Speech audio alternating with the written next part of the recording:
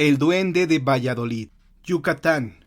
Tener contacto cercano con un ente paranormal es escalofriante y aterrador. Pero llegar a conversar con un simpático ser es tal vez lo que a muchos les haga falta. Cuenta la leyenda que hace mucho tiempo un personaje travieso y parlanchín sostenía una divertida conversación con todo aquel que se presentara a hacerlo por ahí cerca de las 12 de la noche. En su momento dieron fe de esto el hidalgo conquistador Juan López de Mena y el también hidalgo Juan Ruiz de Arce, en cuyas casas se cuenta habitaba el duende de Valladolid, como todos lo llegaron a nombrar. Solía tocar las castañuelas, cantar y bailar, pero lo que más le gustaba era conversar tanto como su oyente se lo permitiera, y cuando se le preguntaba de dónde era, éste respondía con alegría: ¡de Castilla! Pasaron los días y por un buen tiempo el duendecito no se apareció en Valladolid, lo que inquietó a quienes acostumbraban a convivir con él. Eran tantos los llamados que le hacían por las noches que en una de esas se dignó a aparecer. «¿Por qué no habías venido?», preguntó Juan López. «Verás», afirmó el duende de Valladolid, «estaba en Mérida, visitando al yerno de un amigo que tenía en Salamanca». Desde entonces, y para sorpresa de quienes se decían sus amigos, el duende comenzó a cambiar, portándose cada vez más agresivo. Tiraba piedras desde la azotea para asustar a quienes no le hacían caso, y quienes de cierta forma lo apreciaban, les echaba huevos. Los transeúntes se cansaron de sus travesuras, y un buen día, una señora le dijo muy molesta: «¡Vete, demonio! ¡Aléjate de estas tierras!». El duende respondió propinándole una fuerte cachetada. La mujer, muy molesta, recurrió a la intervención eclesiástica, pero como el sacerdote nunca pudo ver al duende de Valladolid, regresó a la parroquia molesto por la interrupción de la señora. Pero grande fue su sorpresa cuando al entrar a su cuarto, encontró sobre su cama estiércol de mula, y por las calles escuchaba la voz del duende diciendo: «El cura que me quería correr, pero sin saber con quién se mete, pues a ver ahora dónde duerme». Pero el sacerdote no se podía quedar con las manos cruzadas, y sabiendo que el hidalgo era muy amigo del ser, fue a buscarlo para darle la queja. «Tenemos que encontrar la forma de detenerlo», dijo el hidalgo.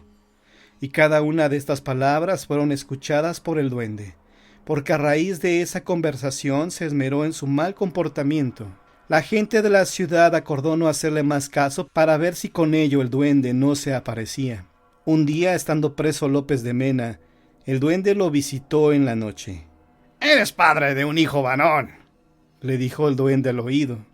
«¿Estás seguro?», dijo el hidalgo feliz. «Sí, pero la verdadera noticia no la tendrás hasta dentro de 3 días», prosiguió el duende. Efectivamente, 3 días después de su conversación con el duende de Valladolid, llegaron las buenas de que su esposa había dado a luz a un varón. «¡Lo sabía! ¡Lo sabía!», manifestó el hidalgo saltando de alegría. Los carceleros se asustaron ante el comportamiento del hombre y pronto corrieron la voz de que se trataba de un temible hechicero. «No, ¿cómo creen? Me lo ha dicho el duende de Valladolid». Ante dicha confesión, el obispo dispuso excomunión para aquel que escuchara, llamara o en cualquier forma aceptara el contacto con el personaje. Entonces el duende se desquitó quemando los techos de las casas, a lo que el obispo de inmediato pidió la intervención de San Clemente, remedio que surtió efecto de forma inmediata, pues de acuerdo con la leyenda, el duende jamás se volvió a aparecer.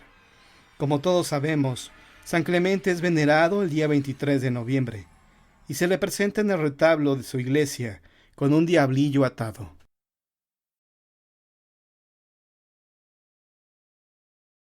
El puente de los duendes. En Puebla, México, hay una leyenda sobre el puente de los duendes. Este relato hace mención a un hombre que en la Sierra de Puebla iba mucho por aquel lugar. Los lugareños dicen que unos duendes arrastran a la gente hacia la parte baja del puente, aunque no se sabe para qué, puesto que ningún mortal ha regresado de ahí, y cuando se le busca, no hay rastros. Este hombre regresaba de una fiesta en el pueblo, y para variar, había tomado demasiado. A altas horas de la noche se le ocurrió ir a buscar leña. Pues bien, la encontró cerca del famoso puente, y él, advertido desde niño de lo que ahí sucedía, trató de ir lo más rápido posible de regreso. ¿Cuál sería su sorpresa al ver entre los matorrales una gallina grande y gorda? Al parecer no era de nadie, porque la gente acostumbra a guardar los animales en sus corrales por temor a lobos o coyotes. Fue así como el hombre se aventuró a capturarla. La iba siguiendo, pero la gallina, a pesar de ir lento, trató de esconderse en los matorrales, haciéndose escurridiza. Terco el hombre, que además sentía la necesidad de agarrarla para cenar, la siguió. Cuando estuvo a punto de atraparla, se dio cuenta de que en verdad era un duende convertido en ese animal, ya que la gallina se detuvo precisamente en un extremo del puente.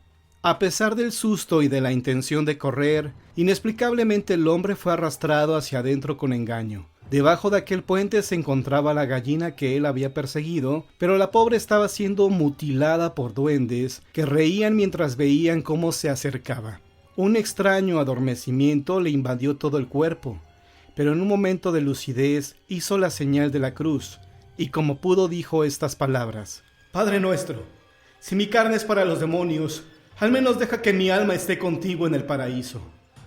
Tras lo cual se oyeron gritos lastimeros desde adentro del puente. La gallina se transformó en un hombrecito de menos de 1 metro, y los otros duendes le advirtieron al hombre que huyera, y que jamás contara lo sucedido, porque en otra ocasión no tendrían compasión de él. Cuando el señor despertó ya era de día, y pensaba que había sido un sueño lo que había pasado en la noche, pero al levantarse pudo ver sus piernas desgarradas y desangradas en dirección del puente. La historia dice que el hombre ya falleció, y aunque no se revela su nombre, se cree que legó el consejo más importante a sus descendientes: no acercarse al puente de los duendes.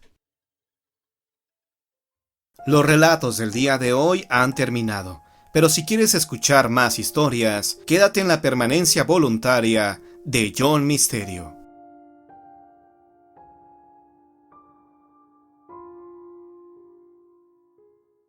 La calle del truco. El que no arriesga no gana. Eso fue lo que en su momento pudo pensar Martín, un jugador como muchos, adinerado como pocos. Cuenta la leyenda que en uno de los callejones de aquel Guanajuato, una casa albergaba el lugar de apuestas más concurrido de los alrededores, con frecuentes asiduos de altos círculos sociales que buscaban diversión en las noches de azar de aquel poblado. Una de estas noches, un rostro pálido escondido en un sombrero ancho, sobre ropas de la época, entró en esta morada en busca de un rival, el que encontró en Martín, ese adinerado y exitoso hombre conocido por todo el pueblo, con propiedades, riquezas, una bella y joven mujer y su hijo. El reto fue aceptado por aquel forastero, que durante toda la noche ganó sin parar, aún confundido pero herido en su orgullo Martín. Así, hasta que ya no quedaba nada que apostar, nada que perder. Sin embargo, aquel sombrero misterioso se reclinó sobre la mesa para susurrarle a Martín que aún poseía una riqueza valiosa que apostar. Sin embargo, aquel sombrero misterioso se reclinó sobre la mesa para susurrarle a Martín que aún poseía una riqueza valiosa que apostar, algo que seguía en su poder, aquella bella y joven mujer que hacía llamar su esposa, la madre de su hijo. Martín no lo dudó y se levantó de la mesa, se retiró a su hogar y desechó la opción, aunque al día siguiente su orgullo le jugó una mala pasada y le llevó a aquella casa de apuestas con su mujer como única moneda. Muchos cuentan que accedió a la primera, pero la verdad es que al igual que al comienzo, volvió a perder, todo apostado a esa sota de oros, que esa noche sucumbió ante un 6 de espadas. De esta manera Martín solo era dueño de su vida, aunque sentía haberla perdido por completo esa noche. La misma noche en la que el sombrero se levantó y dejó ver 2 chispas ardientes que para muchos eran los ojos del mismísimo diablo.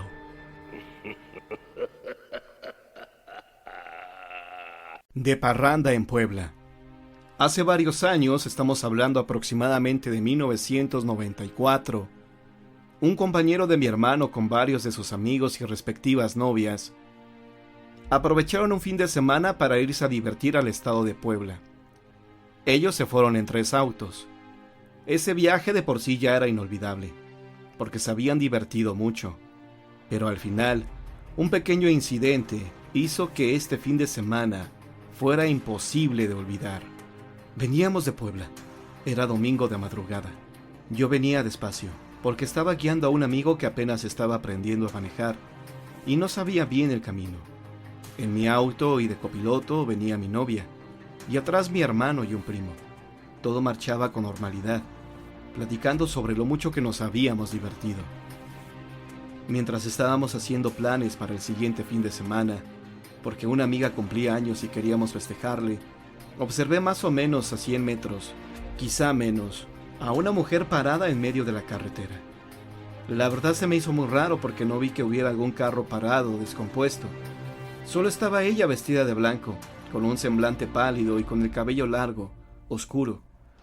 Cuando tú ves a una mujer en medio de la carretera a eso de las 3:30 de la madrugada, o te va a asaltar o te quiere pedir ayuda. Pero conforme más me acercaba, ella no hizo por pararme o indicarme algo.